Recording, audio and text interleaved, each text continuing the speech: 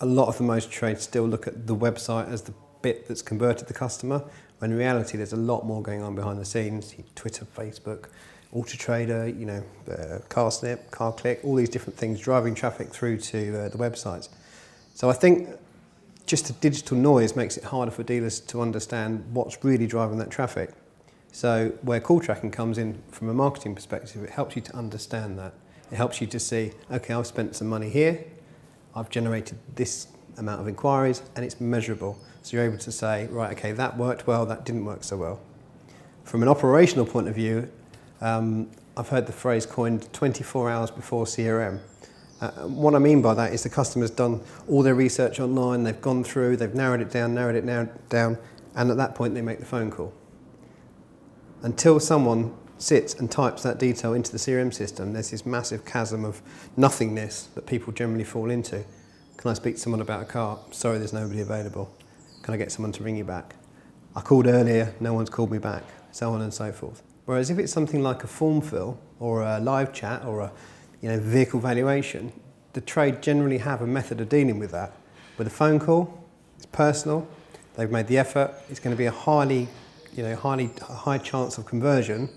And in my opinion, the big issue is it just falls into this gaping black hole and no one has visibility over that. So marketing can be driving really good quality leads, dropped into nothing. I think that's the main problem, for the motor industry at the moment. I actually don't think the market are aware that what we do is available, to be completely honest with you. Not in all cases anyway. There are some obviously leaders that have adopted it and run with it, but in a lot of cases people don't even know what dynamic numbering is. Just to kind of explain what dynamic numbering is, with our call tracking product, when you hit a website, it serves you a unique phone number. That number remains with you. So when you call it, from your mobile, from your desk phone, whatever it is, we're able to track the journey. So we know what that customer's looking at the point they phone. The first thing that any organisation should do before they even consider picking the phone up to call someone is have a look at what's happening in their business. For example, if you have a sales number, a service number and a parts number, pick up your phone, ring each one of those numbers and see where you get through to. Because quite often you'll find either you get through to the same IVR that says, if you're calling for sales, press 1. It really winds me up. It's like, it says service, I want to speak to someone in service. Why are you asking me? Just have a look at what's going on with your phone calls.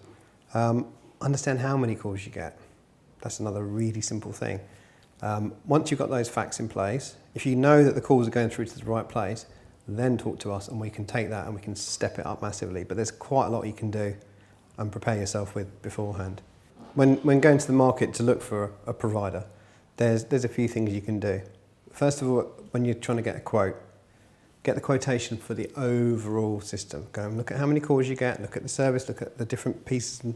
We're all different in the way that we approach it, and look at the total cost. Quite often you'll find that you look at one provider against another, there's quite a big difference, but actually when you get into it, the difference can flip back the other way. The second thing is what kind of support you get after the system's set up. Make sure the provider is going to hold your hand through the entire lifetime of your contract, not just serve and run. We've all heard denial of service. Well, there is a method of denial of service for telephone calls. It's quite scary. So I won't go into the details, but there is a method of generating a huge volume of phone calls that basically just deliver at your door and can effectively knock your phone system, your comms, out completely. That's the design of the attack. It's called TDOS, Telecoms Denial of Service. So just a consideration when you're looking at your call tracking provider is to make sure they have a process to deal with that if it happens. So if suddenly, ask your telecoms guys, if we started to receive 20,000 calls a minute, how would our phone system cope with that? It's a really, really serious problem. Calltracks is a marketing analytics tool designed to help marketeers understand return on investment for marketing spend, looking at the entire marketing mix, on and offline, what drives traffic to their website and what ultimately generates phone calls. And on the other side, from an operational tool, it's designed to help businesses understand the loss when customers are trying to make a call, trying to get in front of that salesman, trying to book a test drive and aren't able to, and re-identifying those to push through to the dealers so they can get those appointments and sell the cars.